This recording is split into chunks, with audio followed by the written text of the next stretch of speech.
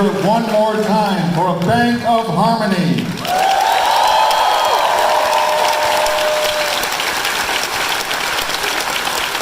50 years ago next week, the most anticipated attraction in Disneyland's history opened to a curious public. The Haunted Mansion became an instant favorite, and for the last 5 decades has remained one of the world's most beloved theme park staples.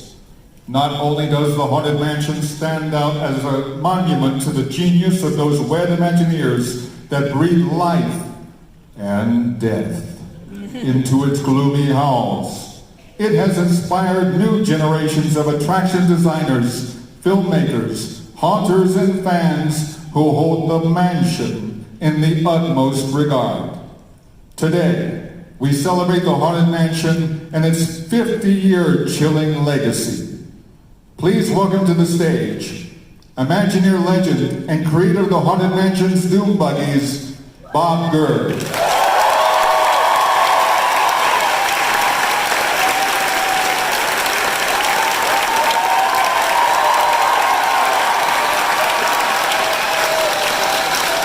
Producer of Disney's Beauty and the Beast, The Lion King, and The Haunted Mansion, Don Hahn.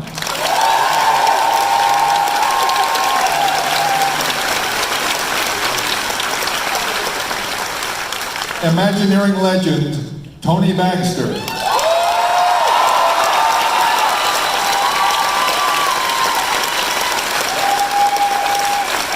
Former creative executive at Walt Disney Imagineering, Tom Morris.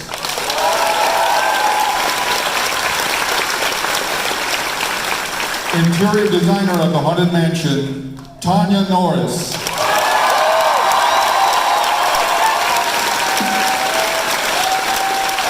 And your host for this presentation, Doug Barnes of the Season Pass Podcast. Midsummer. Wow. Are you guys all in line for the Haunted Mansion right now? Oh my gosh. This is a lot of people. All right, guys. Thank you so much for being here at Midsummer Scream. How many are you excited about this weekend? Right? The best weekend in Halloween is right now. All right, so we are going to celebrate this little ride that's celebrating 50 years right down the street, known as the Haunted Mansion at Disneyland. And you know, I've always looked at this as never just a ride, but this is actually a life experience, and it's something that sticks with you forever, right? So a part of your life really does, you know, Haunted Mansion is part of it throughout your life. So everything that you look at in theme parks and just themed entertainment in general, you usually end up judging it by the Haunted Mansion. So very happy to be here with you guys. This is a nice panel that we got stacked up right here, right?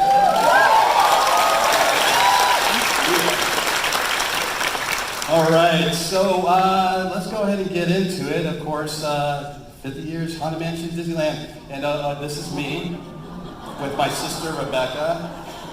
So this is when I was innocent and easygoing and stuff, 3 years old, 1982. And then after that, 25 years of complete confusion happened in my life. So my first visit to Disneyland, went there, and I remember 2 things after that visit. I remembered a head and a ball talking to me, made me scoot down in my seat. And then I remembered a giant eyeball staring at me, and I slid further into my seat.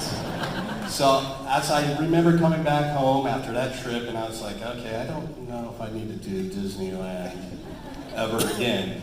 But I decided that, you know, at some point I'm going to grow up, right? So 5 years later, 1987, the parents are like, we're going back to Disneyland. You know, I'm 8 years old. I'm much stronger. I'm a bigger guy. I'm into, you know, facing my fears, so I'm like, I'm gonna test out Haunted Mansion. We're also here for this little ride that opened up called Star Tours. Tony, have you heard of Star Tours? Did you? All right, Star Tours. Star Tours was awesome, by the way. And then got an eyeball for you. Well, you're jumping ahead of the story, Tony. No, but so we had the chance to go on Haunted Mansion, and I went through the rooms, the hallways, the doors, saw the head, Madame Leota, past her. I was like, yeah, I did it. I went past that. I went into the ballroom, saw them dancing, went into the attic, we went into the graveyard, and then we saw ourselves in mirrors and we were done. And I was thinking, that was awesome. I'm so happy I got to do this again and not be so scared of it. Where's that eyeball? Where's that eyeball at? And so I asked my parents, I asked Mom, I'm like, hey, Mom, do you remember there was an eyeball that was staring at me? And she said, no. No, there was. I know there was. She goes, son, you were 3 years old. I'm like, no, I know there was an eyeball. So I went to my dad. I said, Dad, there's an eyeball that was staring at us. And he's like, okay, son. So they thought I was insane, So I went on in life for the next 20 years of my life until 2007.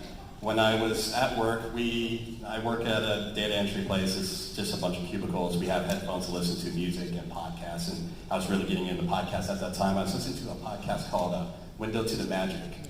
And they were, there you go, we got 3 Paul fans over here. That's awesome. All right. So, and they played the audio to this ride called Adventure Through Inner Space. There you go. Well, So my confusion of thinking that I was insane and fabricating things in my mind for 25 years all came to a halt right at the moment when they started playing the audio and I heard magnification and I started hearing the music and all of a sudden I jetted back to a 3-year-old sitting in the middle of an Omnimover vehicle, and then I realized I never made it up, that was really there, and the whole point of this story is to say that Bob Gurr was the beginning of my insanity from a 3-year-old to right now. My parents still don't remember that at all. I called them up, I'm like, do you remember that? And they're like, no. But Bob, so let's go ahead and start about the Doom Buggies a little bit. Did this vehicle actually start with Monsanto's Adventure Through Inner Space, or did it start with the Haunted Mansion? Everybody thinks the Omnimover, the Doom Buggy, started with the Haunted Mansion.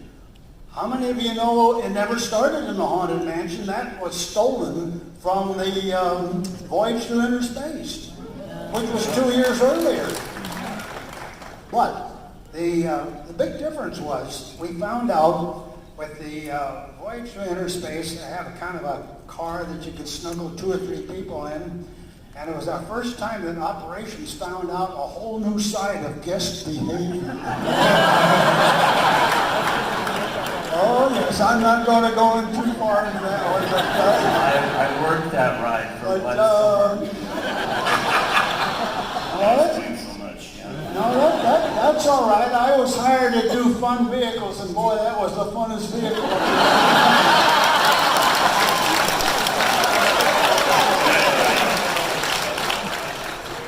So, what did you want to know seriously about the Doom Buggies?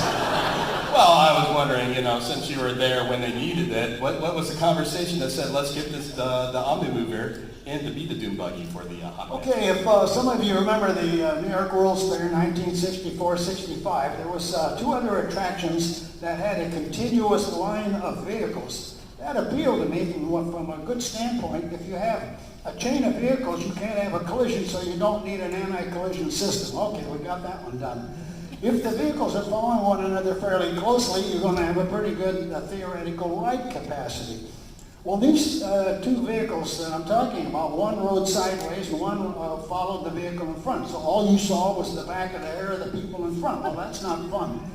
So I was sitting talking to John Hench, and he happened to have a candied apple sitting on his desk, and I just absentmindedly picked it up and twirled it, and I says, John, we could make a chain of vehicles that runs on a track, but instead of putting the body on the vehicle rigidly, I could put it where I could turn it and I could lean forward and lean back, and this would give the art directors and the storytellers a chance to direct the audience into each scene. And it will also save you time.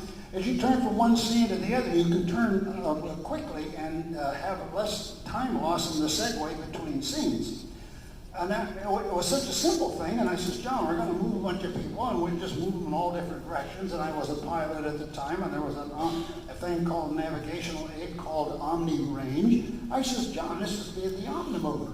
So you got to watch out what you call your first sketch, because the name got stuck, and we never got a chance to give it a proper name. I'm sorry, but that's how I developed. The writers if you remember, the Haunted Mansion was going to be a really crump, scary walkthrough, and you can't control people when you go from a sequence of one thing to another. And as they saw us developing the Omnimover at 1401 Flower in the back, we had a little test track. They says, "Oh my gosh, that solves our walk-around problem." So bang, the Haunted Mansion would been sitting there kind of dormant for years figuring out how to do it. They said, "We got it, we got the answers." So the Haunted Mansion changed and went a whole new direction of the idea that you have directed scenes, you have all the gags that you want to do, and since the track had already been going to prove itself out very well, the Doom Buggies came to life.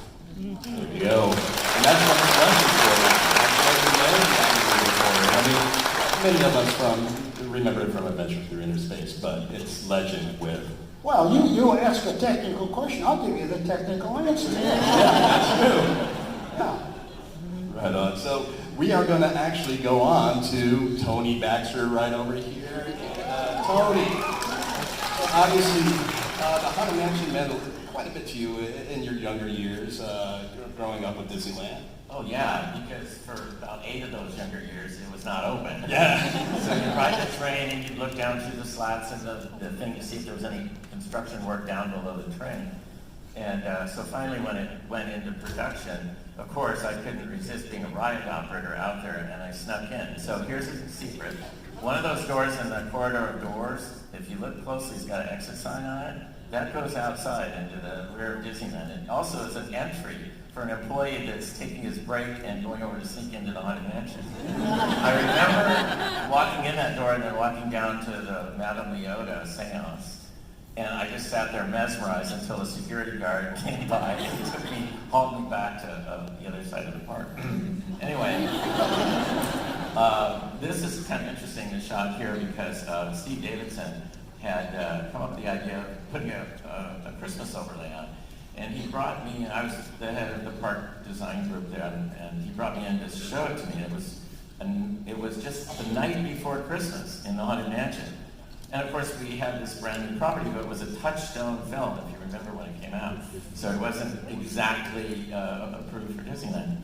But we were able to add that one word in there, and kind of the rest was history on making the duality of the shows we have in Disneyland and in Tokyo. And so that's, and the other thing would be the Hatbox Ghost, if you want me to go on. Yeah.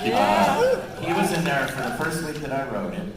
And I actually had a little card that I found that has proof. If you look on there, you can see number 28, Ghost Hatbox. So it was actually maintained for a while, and about a week, and I think a little video showed up of it. But anyway, I thought I was the monomaniac about getting it back into the house, but it turned out Guillermo del Toro is obsessed with that character.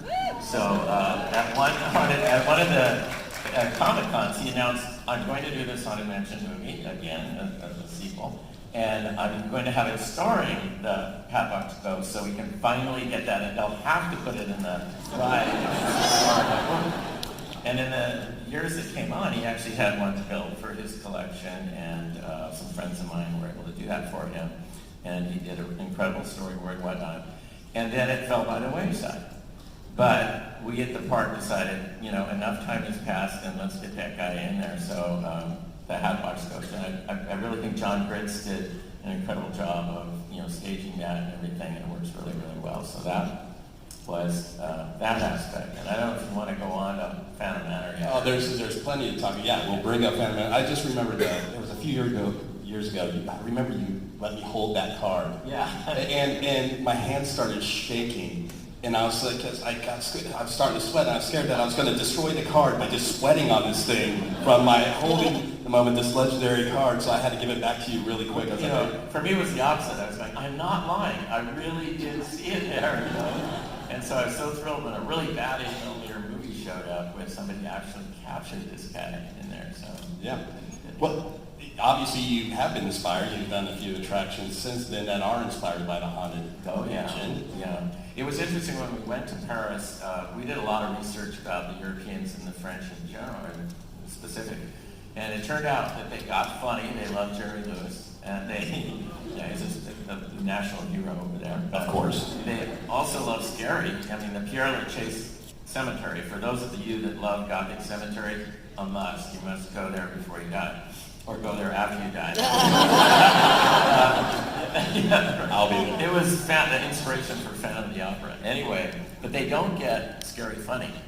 And that was the weird thing, because Mark favored the very comical things, and Claude Coates, who had ordered a screening of the movie The Haunting by Robert Wise. If you haven't seen it, it's the 1961, not the newer one from DreamWorks, but they watched that over and over again, and you can clearly see the doors in the haunted hallway, pulsing and everything. That's from that movie, as is the wallpaper patterns that come to life. So there was a schism between Mark and Claude preferring the more frightening, and Mark liking the humor. And so when we did Paris, we had the decision to make: are we going to go humorous and keep it pure to that, or go scary? And I think we came down a little bit more scary on it, and they just redid it. I'm going to pitch something here. This great book just came out 3 days ago, just on Phantom Manor, and the redo of the ride is extraordinary, and they've even strengthened the story. It's real macabre. You watch the bride go from a young, beautiful thing to an aging corpse at the end of the ride. And so, yeah, 3 of these are on order. I was hoping I could hold it up for you today, but just didn't get here in time. But yeah, so it's just been redone. If you haven't seen it in the last year, you haven't seen it. All right, congratulations on that, by the way. You know, I'm talking about it. You said that Haunted Mansion obviously is inspiration. Don, Haunted Mansion's been inspiration for you too. It's a big piece of your life as well, right? Yeah, like Tony, I was one of the kids outside the gates of Haunted Mansion for years, waiting for something to happen inside. And I was also one of the teenagers inside the dune buggies making out with my girlfriend. I was much younger then. But it was, it was solid ground. I mean, what you said is really right. And when you're especially younger and you see that for the first time, it's amazing. And in the early 2000s, Disney had looked at its IP and the kind of properties it owned, and they said, well, we can actually make movies from some of the properties we own. So the first 2 that they greenlit were Pirates of the Caribbean and Haunted Mansion. And so Rob Minkoff, who I'd done Lion King with, and I had worked together, and I love Rob. And he's going to be here later tonight, actually, for a screening of Haunted Mansion. And we started working on it, and we're both from animation. I had come out of, I finished Beauty and the Beast, Emperor's New Groove, and some of those films, and he had done Stuart Little, and we started by going over to Imagineering and going through the library and talking to anybody that we could talk to who had worked on it, and looking at the kind of mythology behind it, the storytelling behind it. And then the coolest thing that I possibly have ever done in my life at Disney is we went to the park at about 6 o'clock one morning and turned the lights on in the attraction and walked through it. And it was amazing and kind of humbling, because it is, for me anyway, it was kind of a humble setting. You look behind the scenes and it's plywood and it's blacklight paint and it's things that, to the eye might look very common. But then you turn the lights off and it's the coolest thing ever. So like this stage right behind us. It was just an amazing kind of theater of it all. So we hired a great production designer, John Meyer, who actually recently just did the production design on Mary Poppins Returns. Huge fan of Disney, and we built the whole mansion. We thought we can't really do this in an existing mansion, so we built it in sound stages. So everything on the screen in that film is on sound stages, except for the exterior, which we built on a ranch out in Santa Clarita. So if you live out in the Santa Clarita Valley, the Haunted Mansion lives out there too, or lived out there. So then we spent 3 months with Eddie Murphy, which is a topic for a whole other discussion, and had a good time making the movie. There you go. So obviously it's such an important piece of Disney's history, because they wanted to make a movie out of that, like they did with Pirates of the Caribbean. One was absolutely amazing. And then, yeah, you had a great job on Haunted Mansion. You guys, make sure if you're at the gala tonight to be there tonight, because it should be a ton of fun. There's so much to talk about. Yeah, it was intimidating too, because Pirates of the Caribbean with Johnny Depp came out right before Haunted Mansion, and Eddie Murphy's last movie was Pluto Nash, which was a great movie. Really, you should see it. But we did the best we could. Everybody strives incredibly hard to make these movies, and we had people like Rick Baker, who's an amazing guy. So part of the fun for me was just hanging out with people like Rick and you know, our composer and some of our special effects guys, just to be able to kind of find out how they approached their stagecraft to turn it into this film. So it was a great experience in the end. I just want to say those sets were incredible, and I'm glad to hear Mary Poppins was by the same guy. But we were going to bring the conservatory to Disneyland, because I always felt when you step into the dune buggies, you're kind of in a nowhere land. And we had that all mapped out. It fit perfectly. But then the movie came out. Yeah. You know, hope springs eternal. You try to make good movies, and sometimes they win, and sometimes they win less. There's so much I could say. The stairway, though, in Gracie Mansion, the stairway, we ended up shipping to the Disney MGM Studio Tour at the time down in Florida, and it was an attraction on one of the sound stages down there, because I just couldn't stand throwing that set in the dumpster. And that's what was going to happen, so we just called everybody I knew, and we ended up shipping a portion of that down to Walt Disney World. Awesome. Right on. Well, Tom, I mean, you've been inspired quite a bit by this attraction too, and you really went deep in studying this thing too, as well. Right. Oh yeah, there's a shot right there. This is from the Vic Green collection, who he was one of the architects in the later part of the history of the Haunted Mansion. Bill Martin. Actually, a lot of people were involved, as you all know.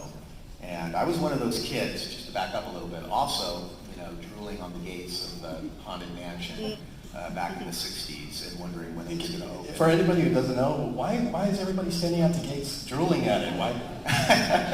Why couldn't they go in? It was, there were rumors already, I think by 65, 66, there were rumors that, started to get out there, and they were persistent. This was way before the internet, of course, before social media, but the rumors, I think a lot of it, at least, I grew up in Orange County, and there were Disney executives who, lived around the neighborhood and whatever, and I think that might have had something to do, with kids overhearing things at the dinner table and then exaggerating or whatever. But I think that was part of the whole